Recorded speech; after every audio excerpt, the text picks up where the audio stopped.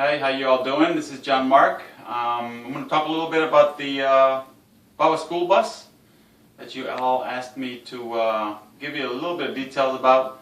I want to make sure you all guys understand that this is only an informational video. There's a lot of changes that can be done to it, and Renee and I only want this to be out there so other bully and other pet families can have something to look at. I didn't have much luck on the internet finding anything, so I had to come up with this all on my own and go from there. A lot of trial and error, and I'm going to show you a few things and go from there. Okay, so let's get started. And okay, so we got 16 feet of staircase. So what I used pretty much was 1x12 from Home Depot for the wood, for the ramp at least. So this is 1x12, and I had to use 2 sections of it, of course, because I got 16 feet of staircase. This right here, all this is C-channel. It's aluminum. It comes in 8 feet lengths. Okay, and I pretty much all I did was drill into it a couple of holes and recessed it so I could get the screws to go nicely and flat. Because if you could see here, when the wheels come over the joint, it's going to give it a little bump, and I didn't want that to jar too much the sled and cause Bubba to get a little agitated or something. This is the hole that I made from the interior top side, so the winch cable could be fed through and go upwards and downwards, and I'll show you that in a couple of seconds. There's another hole for the cable itself. For the remote, I made it underneath the board, that way it doesn't interfere with the sled moving up and down on there. Okay, you don't want that to be up in the way. And I moved the C-channel as far apart as I could, so it would have a wider wheelbase, that is. Okay. At the bottom side, there's not much changes. It's just a little bumper stop. That way, even if I let go of the sled farther than it needs to go, it's not going to run off the track. It'll just stop right there at the bumper. Okay? Covered it with carpet, used some nails, etc. It's nothing big. Just got any type of carpet that you want to put on there. So as you can see, there's a pulley wheel down there. Initially routes the cable up and around onto 2 other wheels, and this is a safety. There's just 2 bolts and a piece of metal with a couple of nuts underneath it. That way it lifts it up above the carpet and it doesn't hinder the wire from sliding through it. So that way, if the cable or any of this ever lets go, there'll still be something holding on to the cable while Bubba's inside of it, and it doesn't let go and it doesn't crash. So you'll have enough time to remove him from the sled and take any other actions that you need to take. Okay? So again, it's just wood, carpet, some C-channels at Home Depot. These wheels are pretty much pulley wheels for garage doors. Okay, they're about $4.50. They come with the bolt that comes in the package. So all you got to do is pretty much get a longer bolt. That way it goes all the way through the board, and you have some space to put a lock nut and a washer underneath there. I also put some washers underneath the wheel itself, that way it could slide a little better. Okay, so 3 garage pulley wheels, some longer bolts, a couple of bolts, and a piece of metal to hold it in place so as not to cause it to come off the track when the sled gets higher. And the remote, I'm going to talk about the winch in a little bit, but here's a remote up and down. Okay, it's very nice. It's 10-foot length on the cable. That's the only winch I could find with a 10-foot length, so that's why I had to put it pretty much halfway up or halfway down the stairs. So it will reach all the way up and reach all the way down either way. I wanted to be in control of it. That's why I didn't want to put it on the wall and you know, make it an on and off switch, because then you wouldn't really be able to stop it as we're moving up and down. At least with the control, you have all the control you want in your hand, and if something goes wrong, you can always stop it right there and then there. Okay, so that's pretty much for the ramp and the pulleys and how the winch wire comes through the wall, routes up and around, and attaches to the school bus that I painted there. Okay, I also had to make a ramp to exit, and I incorporated the ramp to like a shoe cubby. Alright, so I had to make that because if you look at the ramp versus the bus, and you open the bus door at the front side, there's way too much height on the bus because we wanted Bubba to be sitting in it at an even angle, not aiming downwards, because you know our pets are heavy front side, you know, and last thing you need is to have this bus flip over, and then you got another issue. So I'm going to show you right now what I'm trying to explain to you. I'm just getting it down here real quick. So as you can see, you let go of the go button and it stops. So I'm going to remove the door bolt, and that's all that is. And as you can see, if I flip this down, there's a good probably 1.5 feet, 2 feet of height. Okay, the only resolution to that would be to make this other ramp at the front to help him get out. So in turn,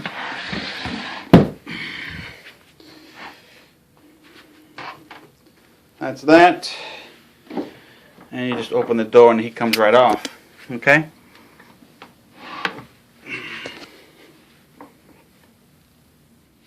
alright, so that helps him get off.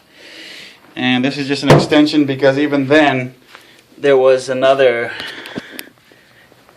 amount of space here that he was having a hard time either getting up or down. So add another hinge, make it a little longer, add some more carpet and the non-skid. This is a non-skid material that you put like in your cabinetry, and you find all this stuff at Home Depot. So all it is some wood, some carpet, some paint, non-skid material, and you got yourself a little ramp. I made sure to put non-skid feet underneath it so it doesn't move while he's coming off of it, and worked out well. Okay, so let's talk about the bus. So here we are at the top side again with the bus. It's pretty much a container, as you can see, with some rung, some non-skid material again. You can do whatever you'd like as far as color, and use your imagination, make something nice and pretty that you all like. One thing I want to point out to you is these two areas here. This is pretty much a higher area. That way, on his way up, as he enters through the front side, his feet don't want to slide off of the bus. So he enters this way as he goes down, and he enters from the opposite direction to get back up the stairs. But we didn't want his feet to come off the sled and maybe get rubbed on, etc. So I made a little bit of small piece of wood right here, so it stands up in, you know, another ½ inch or so. So we got a small piece of wood here, another piece of wood that's higher than the board itself. And the reason I did that is because of these pulley wheels. Okay, if I ran the original board all the way through, I'd have to stop the sled. I'd have to stop the sled about there, because the original piece of wood would run into the pulley wheels. So what I did was I cut it there, and I put a piece of wood on top of it so it would lift it up a good 1/2 inch, 3/4 of an inch, and that took care of my problem, which in turn I'm now able to bring it all the way up to the top, and he can exit out without putting his feet on top of the pulley wheels, etc., or get injured with his nails, etc. So piece of wood on top of this wood on top of another piece of wood, and you attach your carpet, you glue it, whatever you want to do with it. Put some more non-skid material on both sides, on the front door also, and put another hinge or two at the front of the bus, as you saw earlier. 2 hinges here, that way the door opens nicely. A couple of eye bolts, big lug nut, and put some carpeting here because there's obviously some spacing there between the 2 pieces of wood, so that as not to hurt his feet some more. Okay, so decorate as you'd like. A couple of eye bolts, a lot of screws, a lot of nuts. I'm making it out like it's easier than it is, but it took quite a bit of work as far as the sled was concerned, because again, like I was saying earlier, we wanted him to be sitting straight and not on an angle. So I had to figure the angle on the bus, etc. And that's why it looks a lot longer here, front side, than the rear, because it's on a plane. Okay, I'm going to flip over the bus real quick and give you a quick view from underneath. You can look at my mess. Alright, hold on. Okay, so as you can see, that's the underneath the bus. Okay, so obviously the rear wheels are sitting flat on the original board, but then I had to give it some height in the front so as to give it a straight sort of angle, so he's sitting straight. Okay, a lot of L brackets throughout, a lot of nice long screws. Here's the cable from the winch. I put an open link, that way if I ever had to service it, I can always just undo it, and fish it out, fish the cable out, and go back to work on it in the garage. I had this spare in the garage, so I put it to good use. That's all that is. Okay.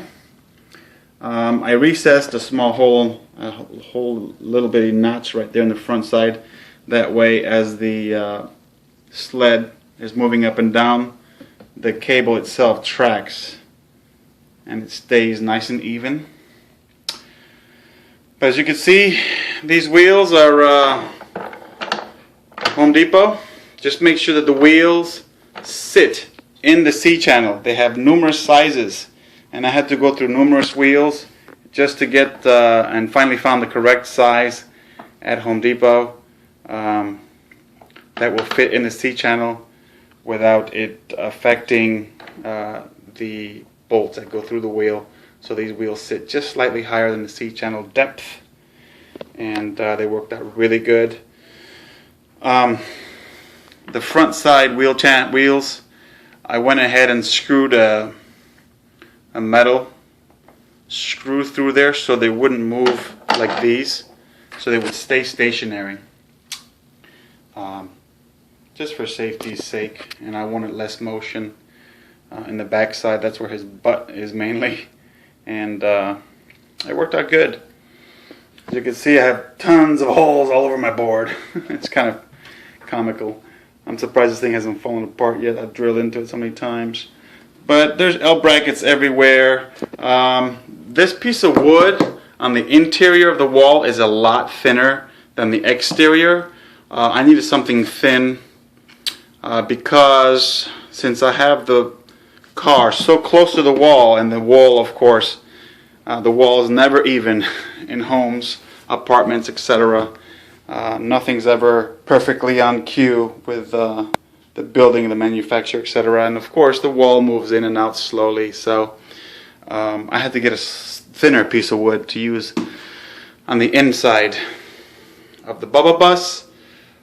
which in turn has less support, but it gives him that mobility also, because his shoulders are so wide, and a lot of our bully shoulders are wide.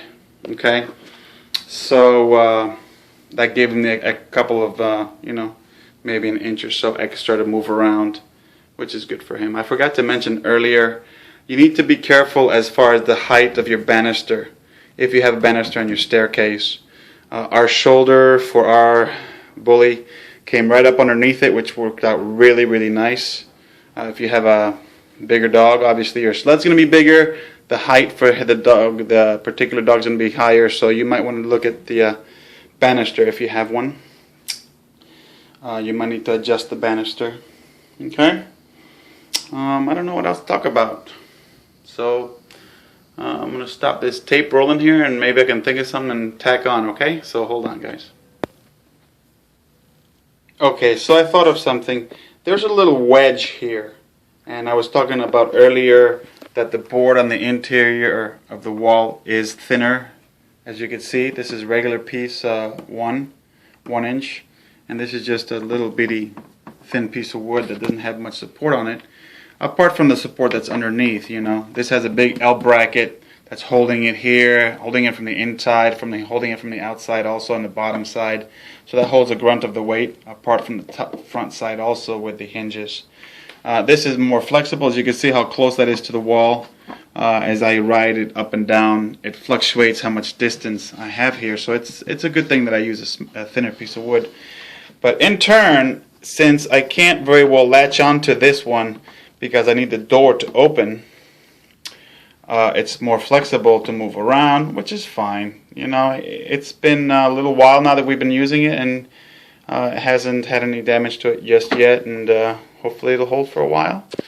But this wedge here is to keep it on track, because if he's leaning up on it and he's going to come down, he's going to run into the wall here for the frame of the door. So what that wedge does is it pushes that side straight, and now there's no worry about running into the lip of the frame of the door. One more thing, a couple more things actually. As you can see, I had made holes on the aluminum C-channel, and I decided to remove those screws, and I just made it join at each end instead. I didn't put any more screws in the middle. I didn't think it needed them. I just put them here and here, top side and bottom side. I didn't think it needed the extra hold. Actually, I think it's best the less bumping you got going around while your pet's going up and down, the better. And it lets the wheels fluctuate ever so slightly. It lets the track move along with the wheels, as the track and the bus are moving up and down the track. So I think it's nice. That way it's not so rigid, and it doesn't want to let the wheels jump up and out of the track, which hasn't happened yet. So one more note. We got lucky that the winch was able to be installed, and I'll talk about that on the next clip, on the exterior wall that hooks up to the garage. If you have the winch interiorly, it'll be quite noisy. So I was lucky that we had a garage right next to our staircase. You might want to put yours either inside and you can, deal with it, or use a different type of motor or whatever you might come up with. But if you put the winch inside, it'll be noisy.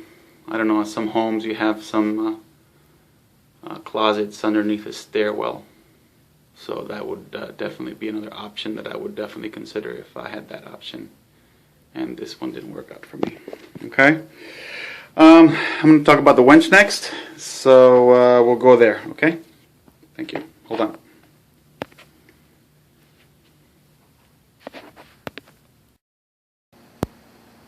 Okay, so let's talk about what pulls the sled upwards and downwards on the ramp inside of the house or apartment. This electric winch I picked up at Harbor Freight Tools. It's got plenty of power for pulling up the sled. I mean, our dog is 70 pounds, like I said before, and with the weight of the sled inclusive, maybe another 10-20 pounds, and the incline friction, you know, that you might get maybe a couple 100 pounds, maybe 200 or 300 pounds on the winch itself. So it can handle plenty of weight. And this is the cheapest one I found at Harbor Freight Tools. Try to use a coupon with it, maybe 20% off. I got it for like $120, $130, and it's working out great. Let me tilt up a little bit here. So this is how it looks inside of the garage, because remember, I have it going through the wall and into the staircase.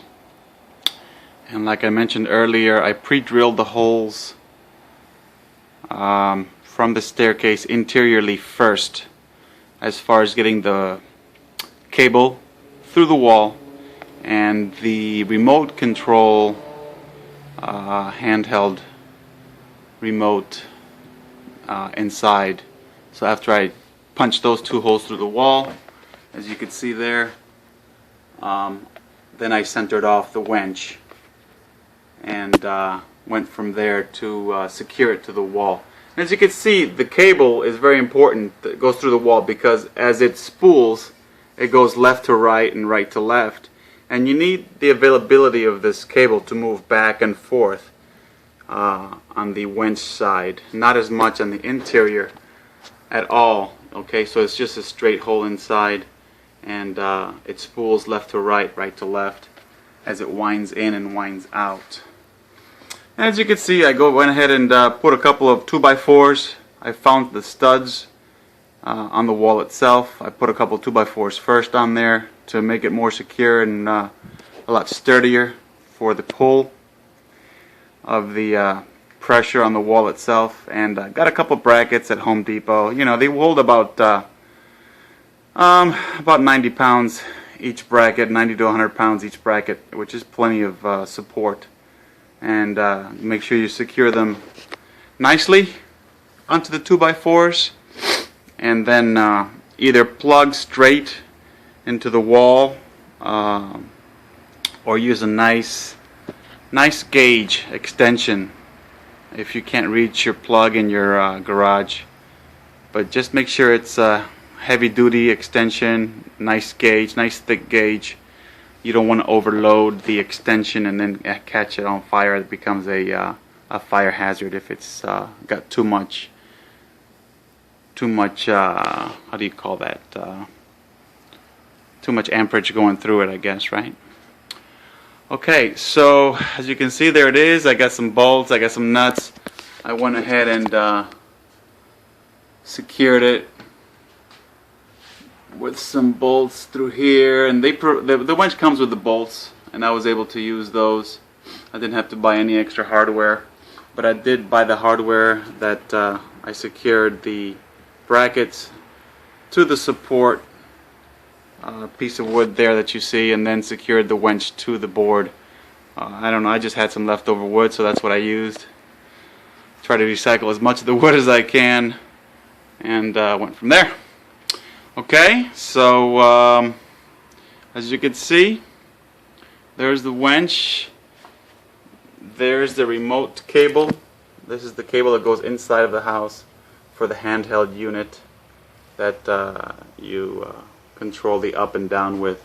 And remember, I had to take apart that handheld unit and feed it through the wall and then put it back together. It was really simple. It was just 4 wires. And all you needed is a screwdriver, you know, undo it, push it through the wall and redo it again, and you're good to go. Alright, so good luck with your project. If you have any questions, again, let us know, and we'll be glad to help you. Alright, good luck, guys.